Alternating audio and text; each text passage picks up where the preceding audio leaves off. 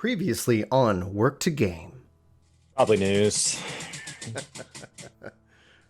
Not news. The token. Oh, The token. yes. And as we must obey the wheel, the mighty wheel, we are now discussing the concept of a time token, Gil token, Krista token, as it would relate to Final Fantasy XIV. And thank you all for joining us. If you missed our previous discussion videos, you can always look at the playlists. All the wonderful stuff. Want to say, if you guys haven't done so, vote.org, top link in the description. Make your voice heard. That's going to be our plug for this video. Hopefully you guys are having a great day. Let's get into this tricky topic, or maybe spicy topic. Chris, you've said you made your views known. We had a W Wednesday there. We posted twice. Yeah. So we're recording this on Thursday. I don't know. Who knows? Double T Thursday. Whatever. We posted twice. Yes. And we're recording this on Friday to go live on Saturday. Is Yes. that how I understand time to work? That's how this works. So I personally think that we've talked about this before. So the theory behind the token and the most common comparison is Final Fantasy XIV Gil versus WoW with their token. Mm-hmm. But the token has existed in plenty of other games. The first place I ever came across it as a player was EVE Online. And the most common complaint against it is that it will ruin the economy, that it will destroy the game. It will move it to a pay-to-win state, and money will mean nothing, and inflation will be rampant. Which I disagree with those things on the premise of understanding how the token works. I want to jump in because we also had Scott Zone back on the podcast back when he was doing content creation, and he brought up some critiques and complaints about the token system within WoW. And so I'm very curious if you guys are a WoW refugee, if you've had an experience with that system, positive or negative. Let us know in the comments below. Help us inform our opinion about the general state of the token. But Chris is also, I wouldn't classify him as a WoW refugee. You're a WoW player, if you guys aren't aware. I'm about to be stepping into Azeroth and dusting off the controller within that world. So that's what's happening. So I don't really have a lot of like direct comparison, but I have the theory that 14 was originally designed with that in mind when you take in the concept of Krista being a premium currency that can be applied to multiple types of things. We just didn't end up seeing that future unfold. So I have an evolving view of this. I want Chris, go ahead and talk about why it won't ruin the economy, just so we can sit here and say, at least get that idea out of the way. And I want to talk about mine, because I honestly think my view is the most controversial that I have yet to share with you. So I'm very curious to see what his face looks like here in a few minutes. Go ahead, Chris. All right. So first of all, the first one is inflation. So if we want to talk about how the WoW token works, basically it's a authorized gold seller. It's not printing money. So it's a lot like if, say, Brian said, I've talked over with Julie. We really don't have money for our sub. We'd rather spend it on, we're going to take that extra $15 a month. And we're also not going to buy things at Starbucks. And we're also, we trimmed all these areas and it's going to generate this extra few $100s a month. And we're going to put that towards our mortgage to pay off our house faster. Right. But I don't want to stop playing 14. And I don't really have use for my Gil. So Chris, will you pay my sub for me? And then every month on the 1st, I'll deliver you an amount of Gil that we agree to. Yes. Right? Yeah. Chris, you're trying to power level your classes. You're always complaining you don't have enough Gil. I'll just give you the Gil, and then you just pay my sub. Mm-hmm. And then we'll just set that rate based on what the markets are doing. So expansion over expansion. But maybe not everybody out there has a friend that wants to part with a lot of Gil, or maybe not everybody out there has a friend that wants to pay their sub. Yeah. And so they basically created a marketplace where instead of going to some back alley thing and giving your account info or your credit card info to a stranger, they've authorized it, and the cut that the RMT would take, they're going to take. And they basically say, this person brings $20 and we will introduce them to as a I'm willing to pay somebody sub. And then this person brings gold and says, I'd like to trade it for a $15 token, and they pocket the other $5. Right. So they're not inventing money. And then the amount of gold that changes per token is ever changing. It's moving. So the North American one right now is about 140,000 gold. Last I checked, 140, 150, usually hovers around there. The EU one is on its own free spinning thing. So EU's its own price. Okay. and that's how it works. So it doesn't drive inflation, because in order to buy tokens or in order to sell tokens, there's a real player buying each token, and there's a real player supplying the gold through in-game activities. Okay. So that's the first one. The second thing is that it will lead to pay to win. Now, they look to method and limit, and they look at how much money they spend on the world first race. They spend a lot of gold, and they spend a lot of money. And the devs have expressed interest in trying to continually get in front of that. So one of the reasons all of us won't be able to have crafting largely impact best in slot too much is that they are afraid of what world firsters will do with it. Mm-hmm. So they are actively trying to fight that all the time. That will vary tier over tier how effective gold can be. Right. But ultimately, it doesn't make a mythic player. You can buy a carry with gold in game, but you could do that before. That's not RMT, right? That happens in 14, where you can pay an amount of gil for like a savage carry. Mm-hmm. That exists. So like, as far as pay to win, I don't think it breaks anything, because if you're going to get a mythic clear without just buying a clear with gil, you have to do it. You have to do the work, right? If you want to clear ultimate, you have to clear ultimate. No amount of money buys you that ultimate. You have to go clear the fight. So you either have to pay people to carry you, which doesn't require real money. You could do that with gil, or you have to be better, I guess. So just to kind of recap, just to make sure that I'm hearing you I'm on the same page. It does not invent gil into the economy. Does not. It's a gil that already exists, that is sitting basically in a non-currency state, meaning a non-fluid state. It's just gathering dust. Mr. Happy has 135 million gil. If you watch his stream, I think last time I saw his number, that 135 is simply removed from his and transferred, and then placed into somebody else's bag. And most likely, there's probably also a transferring fee or something of that nature. Absolutely, Absolutely. Money moving. Yep. They're probably pulling an auction house fee out of the gil, and they're pulling a credit card fee out of the. Yep. And Blizzard's pocketing. And the other side of this is that you actually are also saying that this market already exists, because players are already doing it. They're just doing it in an unblessed by Square way against terms of service. Correct. So essentially, the question is that should this exist within the world of Final Fantasy XIV? And I can absolutely say that I would be fine if they added it. However, like when thinking about this, when the wheel hit on this, I've been just kind of just like chewing my mind over it as it relates to all the other topics that we've discussed, that have come up on the wheel, that we've seen in the community within the age of Final Fantasy XIV. And this falls back into a simple thing: is even if I'd be fine, or even if it would be a good thing for the community, I ultimately just don't see it happening. I don't see the devs having that level of investment in this version. I am pot committed to the idea that either major engine overhauls are on their way, that we're going to get a 14.2, or they're going to say, like, that was great. Wasn't that an amazing Final Fantasy experience? Here's the next thing we want you guys to go and experience. That, I think, then brings up the opportunity for this kind of system to come into the game, because Yoshi P has said in the past that he was watching the WoW system, and that if basically he always has said that if the players really want it, that's what the devs want to make. They want to make what the players want to play.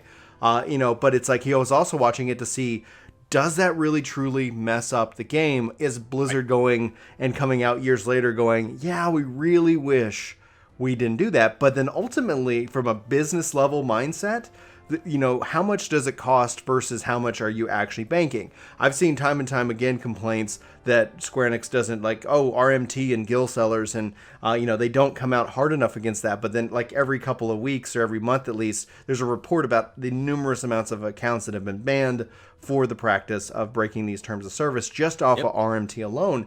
And I always have wondered, like, if I could have one superpower as a part of a content creator, it would be this. I would love to know all the numbers. Like, what does it cost for their support team to go and investigate RMT? Like, what's that hourly rate versus, like, if they just went ahead and blessed the system?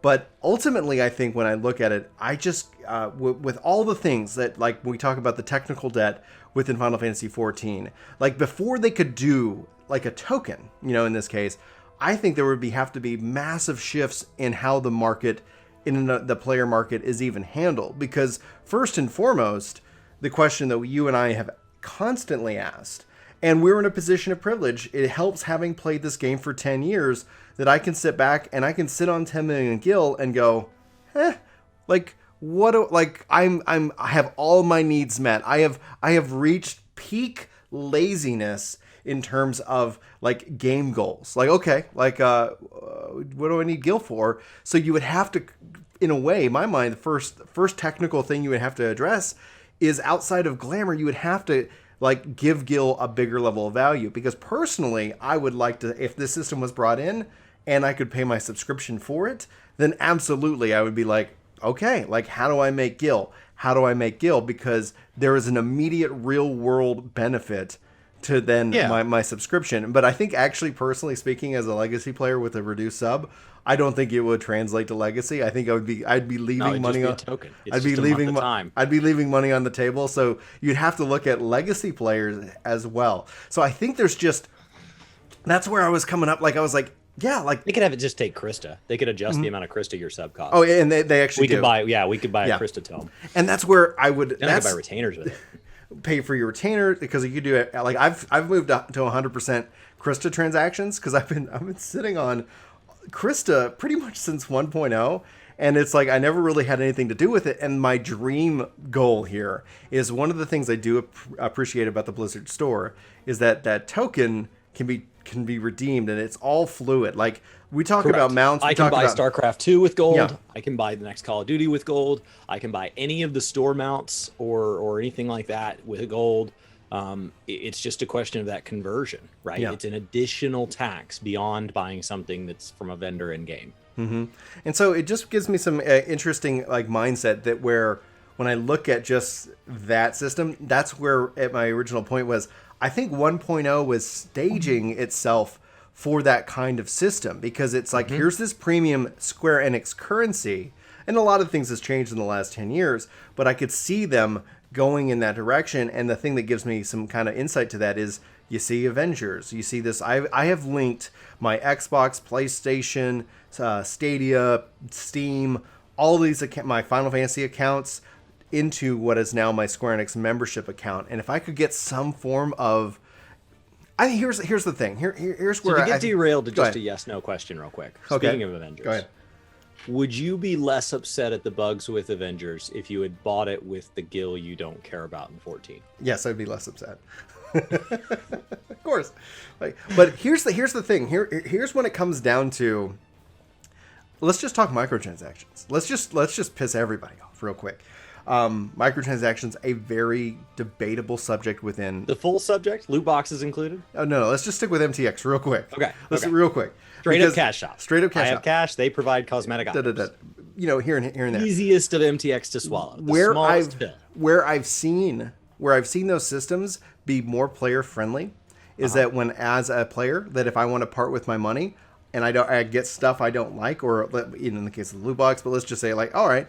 You then translate that over into like, well, as long as there's a free market that allows for those items to retain value, and thus you can have player trading. Phantasy Star Online 2, in my opinion, and that's actually how I've come to be okay with more free-to-play games, is that if you go and spend money and you get stuff you don't really care for or not that you're after, you could still put that on the market. There's still a market that somebody wants that item, and they use in-game currency to trade for you. So it's like, I've seen this work hands down, and that's where I think when it comes down to it, the thing that frustrates me is that you spend real money and then that item is stagnant. But if you had this whole ecosystem, I know I'm sitting here spending billions of dollars of Square Enix money right now, but if you had this whole ecosystem, it's like, you really got something you didn't want, or you know what, like you went and you really enjoyed your time at 14, but now you feel like moving into, we'll say 16, even though we don't really feel like it's going to be an MMO. You're in Guardian Restoration and you're loving it, and there's a new 15 DLC coming out. Hey, what are you going to do with all that money? Right. Well, I'll go for top 12 crafter,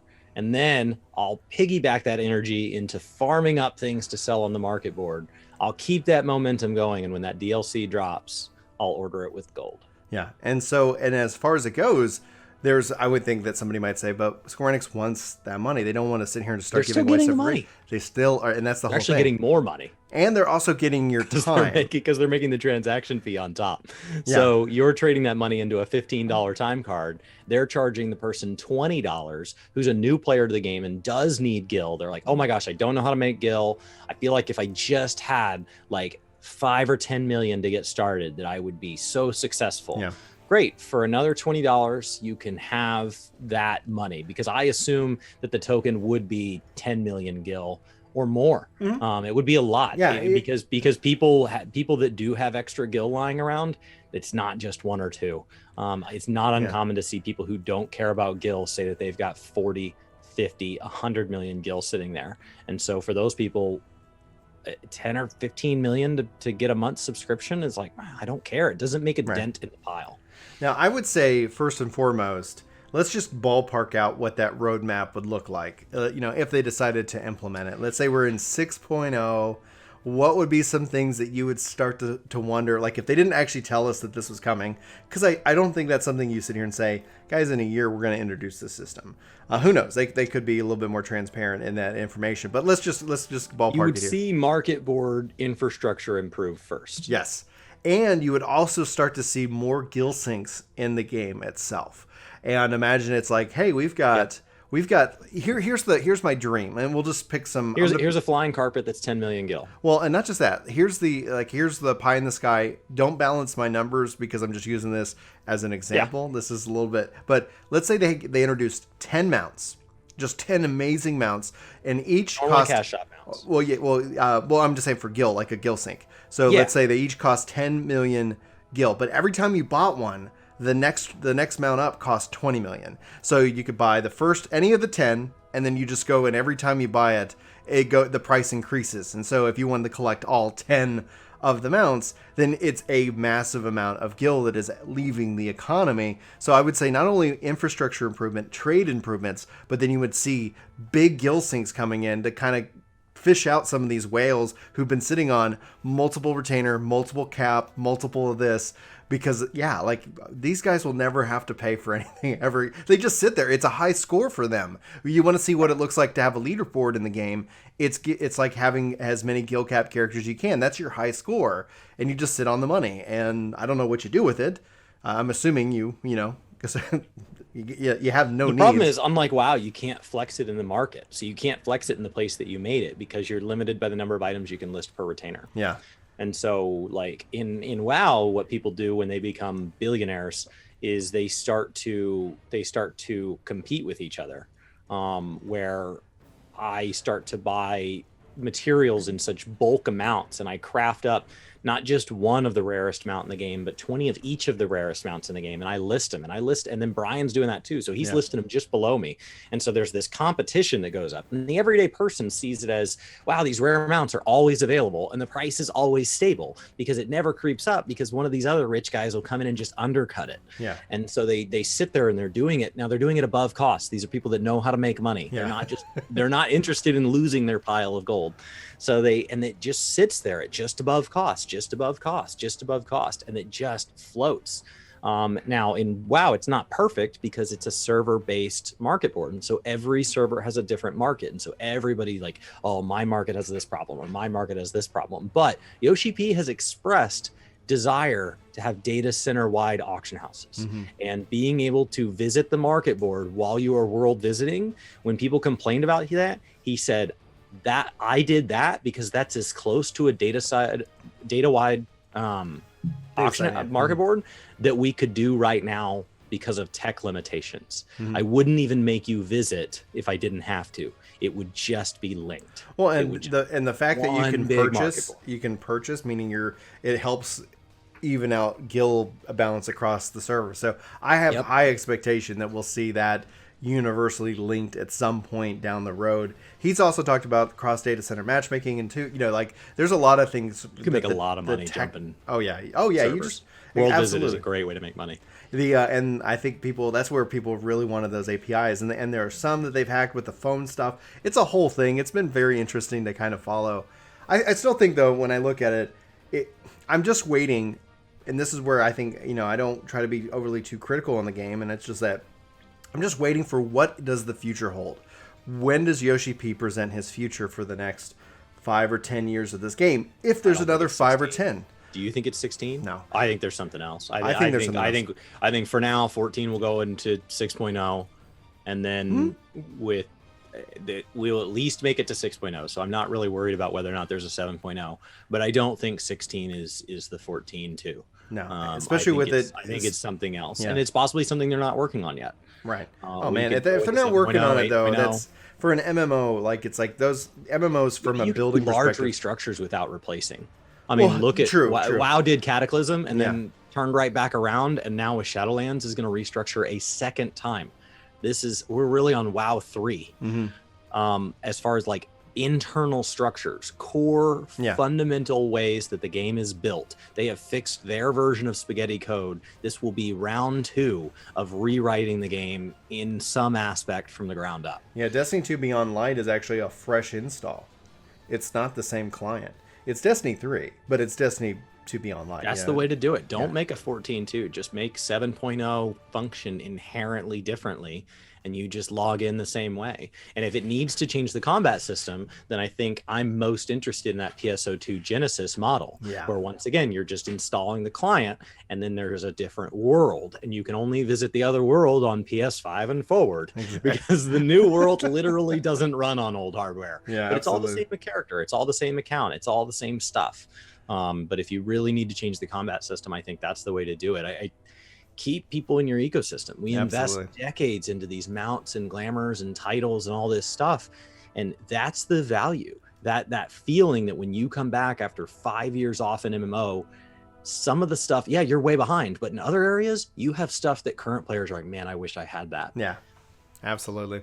Well, I think we've pretty much talked about this the right amount of length. As always, we'd love to know your thoughts in the comments below. I laugh because it said I have strong 20-minute opinions. That's just how it is, guys. You know it. We love you guys, and we appreciate you being here. If you're new and this is a video that gets you to subscribe, let us know in the comments below so we can officially welcome you to the workforce. Chris, why don't you sign us off? Oh yeah, that's right. We should wheel it. Wheel and deal. What do we got? Oh no, I haven't replaced the deep dungeon topic yet. Oh, you suck as a human being. Chris has failed you. Community feedback. Yeah. So maybe it will be on Deep Dungeon. So what that means, guys, is we're going to go take a look at some of the recent videos. Look for one that has a nice amount of feedback on it. You guys have had some amazing conversations, and we will find one and that will be our next video. Absolutely. So we're going to focus in on member comments for those who are supporting us here at the channel, and we're also going to pick several subscriber comments. So if you guys want to get those in, be sure to make sure you go look at our previous videos, leave us a comment, and we'll be sourcing those for you guys on Tuesday. I don't even know what day it is. Whatever day we decide to sit down and film. Day that starts with T. Yeah, it's a T Tuesday, day. Thursday, today, tomorrow. All right, guys, we love you. Thanks for being here, and hopefully you enjoyed this video. If you did, leave it a like. Let us know if you do in the comments, and we can thank you for what you do. Anyhow, for Work to Game, my name is Brian. My name is Chris. Thanks for watching. We hope you have a fantastic day. Take care. This video is sponsored by me, Ginger Prime. Hopefully you'll check out my podcast channel, Ginger Gaming Radio, which we have lots of guests, lots of great conversations, and even more highlights. Links are in the description below. Let me know what you think. Thanks.